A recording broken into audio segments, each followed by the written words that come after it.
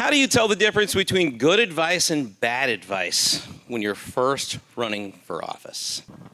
Well, it's as the more seasoned person here on the platform. I like that.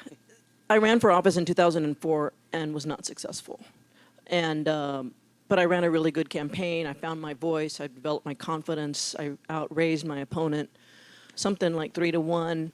Redistricting settled in, and it wasn't meant to be. I mean, it was then that I also came into some different political circles and learned, as Zoe nailed it on the head, you have to trust people who know more than you do and who have experienced things that you have not.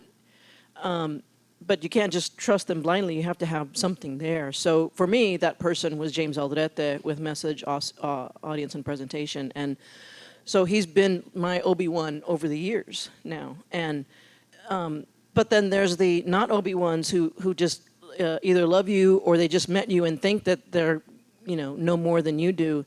And at a certain point, you'd have to just be polite and nod and say, thank you for letting me know. I appreciate that. And then you move on and you talk to your close circle. But at the end of the day, you've got to trust your own gut.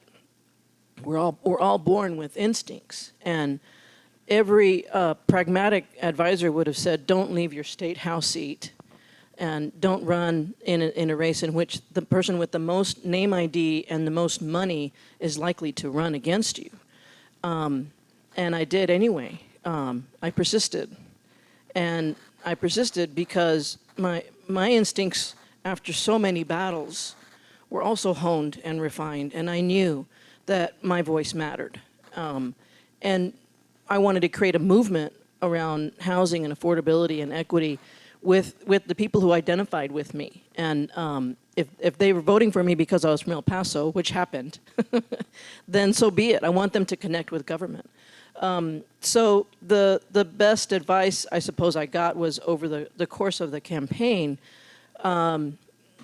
was trust.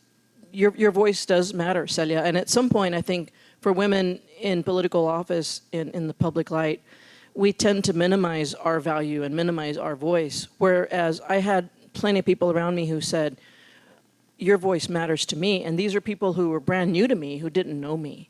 And when you run across, a 12-year-old trans kid who all they want is a hug from you because you're speaking up for them, you know that your voice matters. So if you run a good campaign and you surround yourself with good people and trust your instincts, and I hope many of you in this audience are either going to run for office or help a good person run for office, at some point your common sense has got to prevail, but you've got to have those good instincts.